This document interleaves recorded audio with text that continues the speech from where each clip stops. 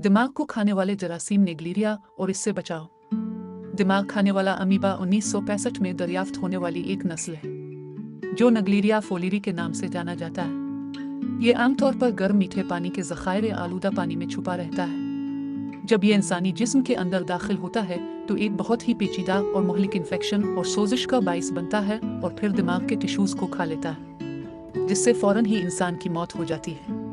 दिमाग खाने वाला अमीबा कहाँ पाया जाता है? नेग्लेरिया को गर्म पानी बहुत पसंद है। ये 115 फ़ारेनहाइट जितनी गर्म पानी में भी जिंदा रह सकता है।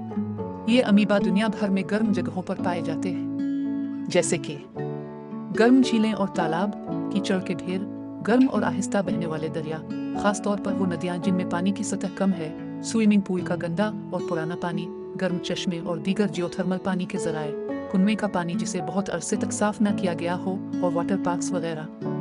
नेग्लेरिया की पहली अलामात क्या होती हैं? इसकी अलामात मखसूस नहीं होती मगर फिर भी उनमें शामिल हो सकती है सर दर्द, बुखार, गर्दन में अकड़ाव, भूख में कमी, तब्दील शुदा ज़हनी हालत, कोमे में जाना, धुंधला नजर आना और जायका की हिस्सा खत्म होना भी हो सकता है। नेग्लेरिया से बचाव। नेग्लेरिया एक जानलेवा जरासीम है जिससे फौरन ही इंसान मर जाता है। अभी तक पूरी दुनिया में इसका कोई इलाज नहीं मिला।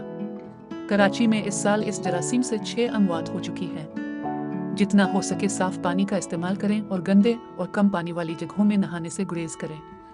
बहुत गर्म पानी या थर्मल पूल में छलांग लगाने या गोता लगाने से गुरेज करें। बच्चों के छोटे स्विमिंग पूल्स को खाली और साफ करें और हर इस्तेमाल के बाद धूप में खुश्क होने दें। और नहाते या मुंह धोते वक्त कभी भी अपनी नाक या बच्चे की नाक तक पानी न जाने दें।